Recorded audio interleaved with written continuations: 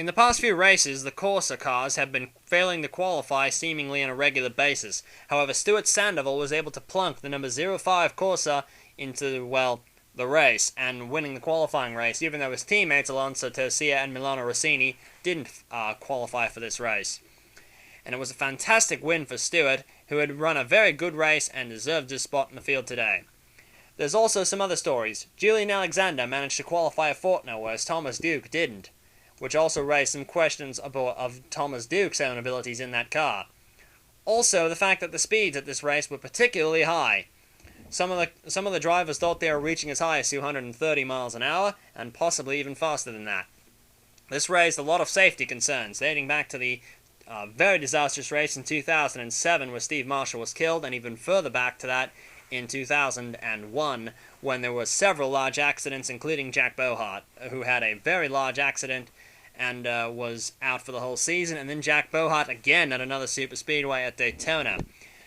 So, there are lots of safety concerns for this race, and I think if everyone gets through this race in one piece, then I think we will be all very happy indeed.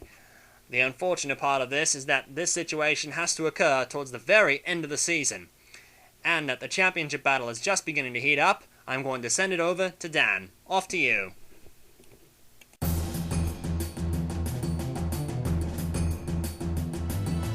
Thank you, Lance. Taking out the Delano Pole Award for the Round of Alabama is Mike Whitmore driving the Camelot Racing 20 car. Mike Whitmore gets a very good start, and that is Ian Cooper on the outside of the front row in the 777 car. Cooper announced this weekend he will not return to this car next year voluntarily, but he will remain with the team as a consultant, I believe.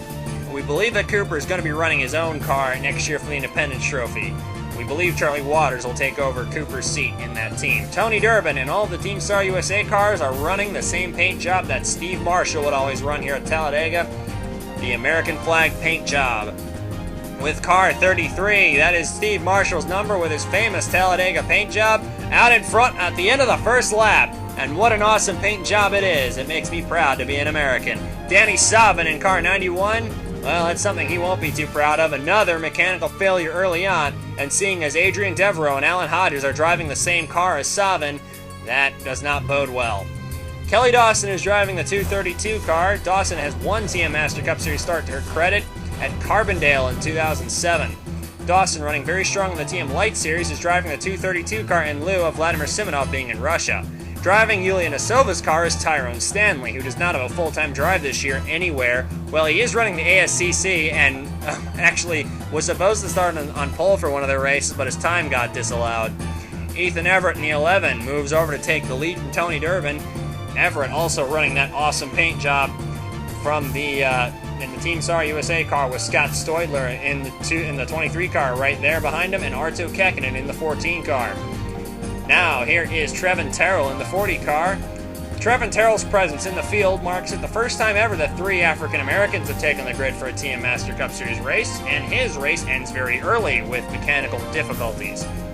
Scott Stoidler still in the lead here in this 23 car. I believe he needs a win because his confidence lately has been somewhat dented. There is Drew Eisenman in the 31 car. Scott Stoidler, he's coming back to this team, if I'm not mistaken. I believe the only thing that needs to be done is for Stoidler to actually sign the contract. Arthur Thomas said publicly he wants Stoidler back in the team. I remember last race in the Round of Canada, I said that this is going to be the last race for the Yoo-Hoo colors on Kurt Pliskin's car. Clearly I was mistaken because they showed up here to Alabama with the yellow Yoo-Hoo colors all over it. First caution on lap number 6 of this race. Probably could have been cured with a little patience here. Zach Duff, Azuma Kazuyama, get into Matt Taylor. Oh, Woody Watts hammers in there. Brian Sendak into the inside wall. Oh boy. Oh, that didn't look good at all. Woody Watts in the 041 car, a massive, massive hit into the side of Matt Taylor's car.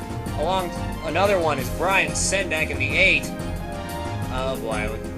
Fate strike again with car number 8 here at Talladega. A massive shunt. I didn't like what I just saw there. Brian Sendak, massive hit into the inside wall. Oh boy. This took a massive red flag, a very long red flag period over 45 minutes for cars 8, 12, and 041 to be removed from the racetrack. No word on the medical conditions of Sendak, Taylor, or Woody Watts at the moment. That was a massive hit. Knocked out the camera almost immediately on the 041 car, but it looked as if Watts just didn't hit the brakes. Either that or the brakes on the Catsup were just gone, which they run the smallest brake pads here that they do in the entire series at the super speedways. Or Watts maybe thought he was going to avoid the wreck of Matt Taylor's spinning car, which I could believe, but that was a massive hit. I think a bit more caution maybe, but I do hope the best for Woody Watts. And it looks here that Zach Duff in the 28 car just pushed up the racetrack into the side of Azuma Kazuyama.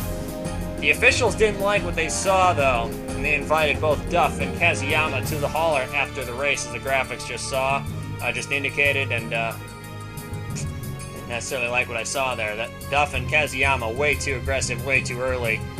Kazuyama's was on board with Mike Whitmore in the 20 car. Matthias Taub is also in there. No, that wasn't Alan Hodges. That was Matt Taylor's car. That 12 car spinning around. Lots of damage to Taylor's car. I do hope he's okay. The 2004 series champion. It's Mike Whitmore in the 20, able to drive his car away, thankfully. And Whitmore will take it to the garage, and that's going to be the end of his race. Well, he takes out the cone at the end of the pit lane, and we're going to be on board with Michael Sykes leading the Independence Trophy coming into this race. Ooh, there's Kazuyama in the 839 car. Kazuyama's recent antics in the TM Junior Series have earned him the nickname Azuma Crash and Drama. Probably not without merit, I'd say, after this, but I think the 28 car of Duff just pushed up into Kazuyama, but that was still forcing 4 wide way too early in the race. Well, there's Taub. Fortunately, he's able to drive his car away from this. Hasn't been the best of weekends for him. After the red flag, Adrian Devereux in the 26 car lost the engine on that, or lost something on that car. I'm not sure if it was the same problem that affected Danny Stavin, but remember, those are both Colton Morel Corsairs. Julian Alexander and the only Fortner had the same problem as well. And so the Fortner and the only Fortner in the field out of the race, Julian Alexander, was obviously disgusted. He thought he could have won the race in the Fortner. That's how highly he rated that car.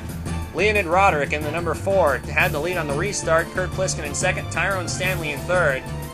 After a red flag period of almost an hour, Roderick in first. There's Arto Kekkonen on the inside. Tyrone Stanley making some very aggressive moves early on this restart here.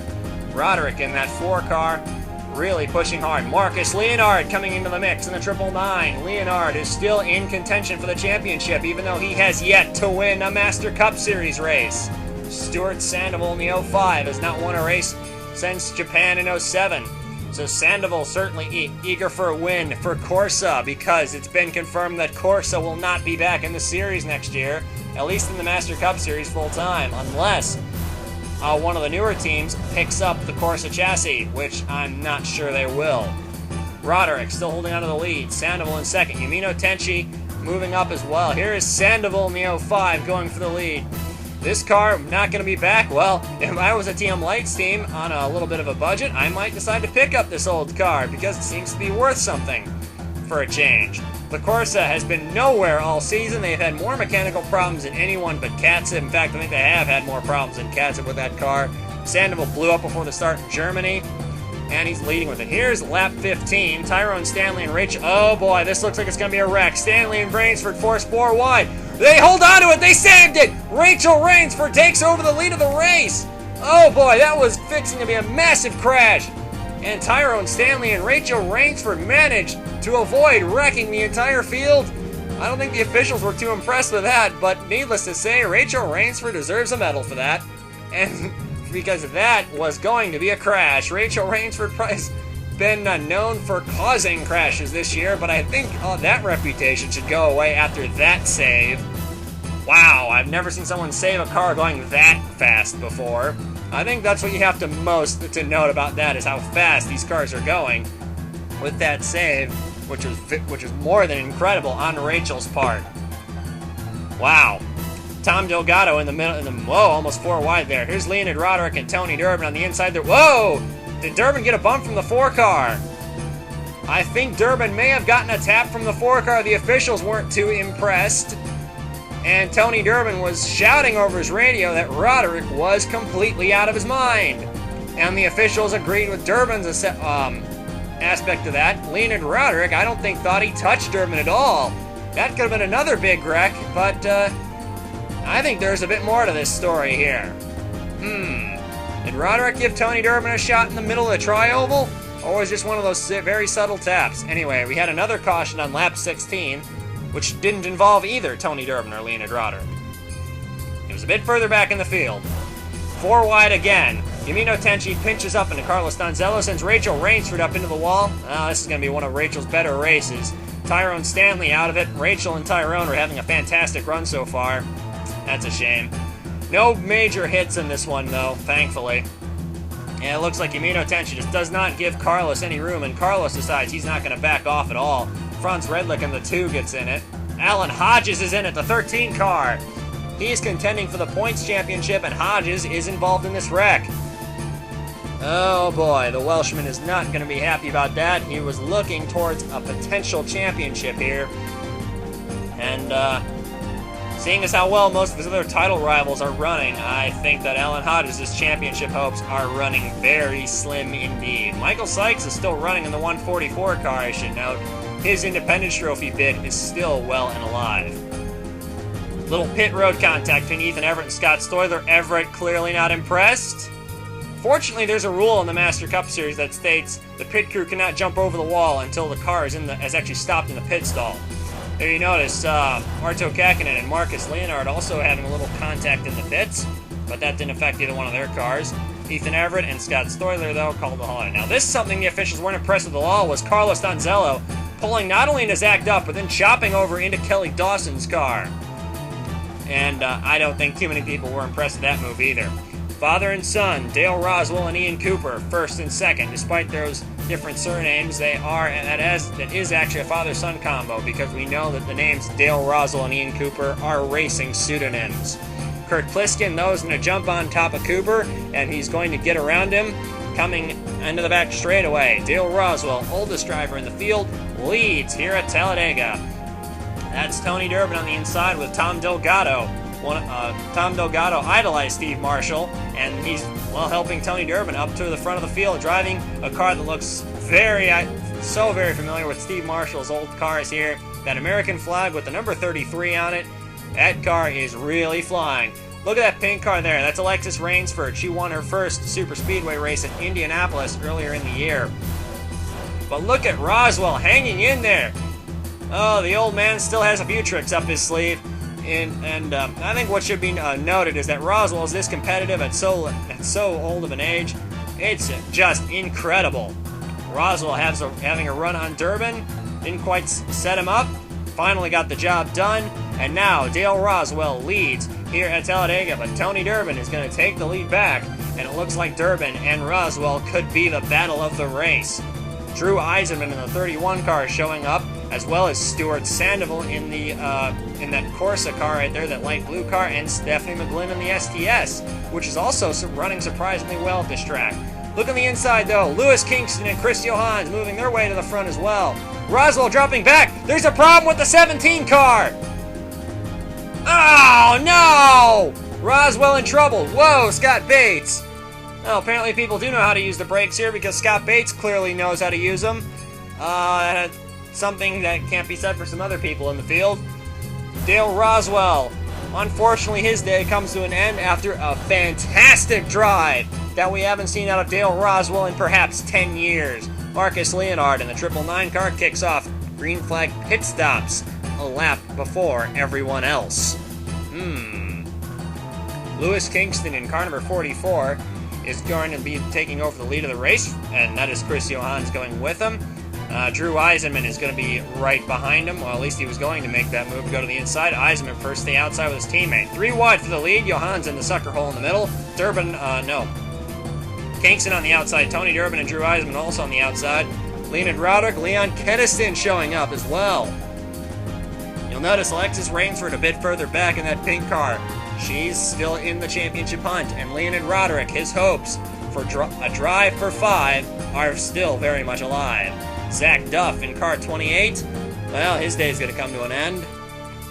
Well, the officials aren't going to be too happy with Duff leaving this one, I can tell you that much. Yumino Tenchi in the 831, someone else the officials might not exactly be the happiest with at present.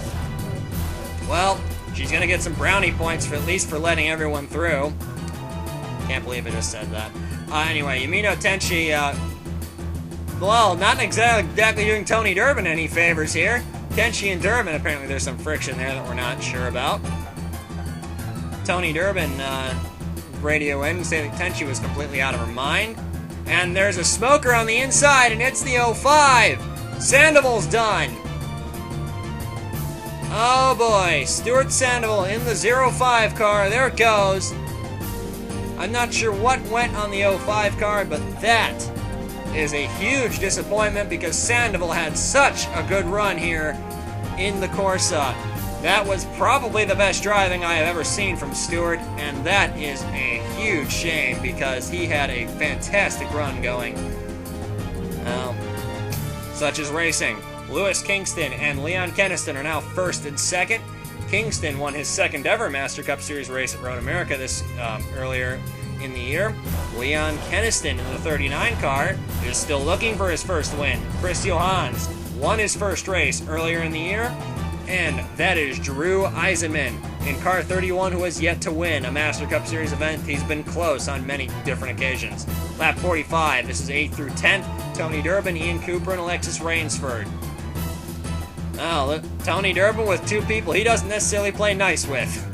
I'm surprised they're all working together peacefully. They're going to be moving around Marcus Leonard, who's a lap down. Marcus not having a very good run here. 11th, 12th, and 13th. They're going to be 10th, 11th, and 12th after Tom Delgado hits the pit lane.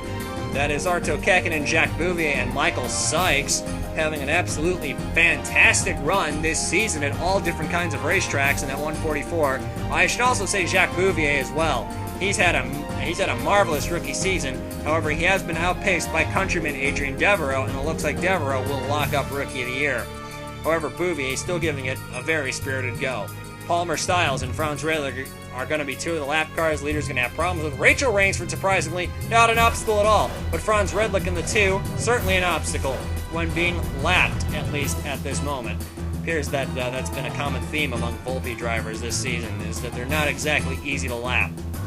Anyway, Roderick still in the lead. Coming off the pit lane is Arto Kekkonen and Michael Sykes. They pitted a lap before the leaders. Arto having a fairly good run. He's still in the hunt for the championship, and he's a bit of a long shot at this point. Leon Keniston, Chris Johans, and Leonid Roderick all hit the pits, along with Lewis Kingston in the 44. Keniston having a great run today. A little further back, here is Arto Kekkonen going with Alexis Rainsford and Ian Cooper. Wow, they split the 21 and the 2 cars very easily. Oh, Arto's done. Oh, I see smoke behind the 14. Arto's blown it up. Well, that's Arto's race done and dusted, and probably his championship hopes as well. This has not been the best of years for Arto. Unfortunately for him, he is out of the race. Leon Keniston in car number 39 still holds the lead, along with Chris Johans in that 24 car in second. Tom Delgado in the 837 running in third. Great season so far for Leon Keniston. He's really broken out of his shell so far, and he is really flying in a car that he took over because Lauren Roth's massive crash in preseason testing, and it looks like Ocean Motorsports made the right call by replacing Roth, the injured Roth, with Keniston. Here's Delgado having a look on Johans for second. Delgado has also not won a Master Cup race, but he is still very much in the hunt to win one. Kurt Pliskin in car 16 in the hunt to win his second career race. Among the top 4, there are only 2 race victories. And among the top 5, because that's Eisenman in 5th. So there is Pliskin. Oh, but Pliskin's blown it up. Kurt Pliskin in the 16 car. He hasn't had very good luck with the Yoo-Hoo sponsorship. I think he was hoping Snake Coils would come on this week because he needs better luck than this. Tom Delgado in the 837 continues his strategy of pitting 1 lap early. On lap 60, this is Ethan Everett running in 11th, and there's problems with this car as well, so there's a lot of cars falling apart just from the high speeds. Oh, I think that's right front suspension problems, I think. That's what Everett's reporting in. Right front suspension problems are going to be putting the 11 out. Why you'd have a suspension problem here, I'd have no idea. Probably because of the massive loadings that you're taking around here. This is the battle for the lead. Leon Keniston and Drew Eisenman, two men that have never won a race, with Chris Johans hunting them down. Leon Keniston and Drew Eisenman. Eisenman will not be racing next year, but he's in the hunt for the championship. So we could have an instance where the Master Cup Series champion will not be around to defend the title. That'll be the first time that's ever happened. Leon Keniston in the 39 car, never won a race, and he is having a fantastic run. So wow, they're putting Scott Bates a lap down on a super speedway. Can't remember the last time I've ever seen that, but it looks like the 88 car might be down a cylinder because I can't think of any other reason why he'd be this far back in the field. And I believe we have just gotten reports that is the case. 88 car down a cylinder with a V6 engine. That's gonna show up a lot quicker. Franz Redlich in the 2. We saw something similar to this in the... No, he's gonna hold up Drew Eisenman a little bit there with 1 lap to go. Coming around to take the white flag. We saw something like that in the TM Lights race, actually, where RG Bansma held up Robert Dorian, actually, on the final lap in the Tri-Oval, and that caused a whole bunch of controversy. Anyway, here we go. This is the last lap. Eisenman is trying to run down Leon Keniston, but is it going to be enough? No! Leon Keniston finally comes through and takes his first ever TM Master Cup Series win. A very good drive for Keniston, and this will no doubt raise his stocks in the future as he takes the win over Drew Eisenman in the 31 car, Chris Johans in the 24, Marcus Leonard, Tony Durbin a top 5. That's what he needed.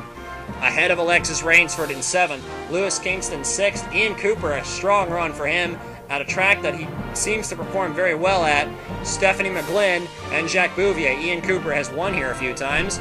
Now let's look at the top 10 in the points chase. You'll notice that there are some of those numbers in yellow. Those are the only cars that are eligible for the championship. 72 points is the most you can gain or lose.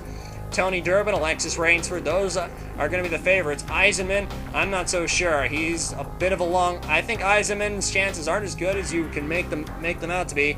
Even though Eisenman performs well on road courses, he has generally been in Tony Durbin's shadow for most of the season.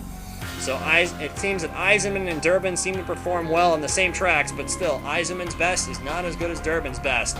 But he's still 18 markers back, making him still a realistic possibility for the championship. Marcus Leonard is still in the hunt.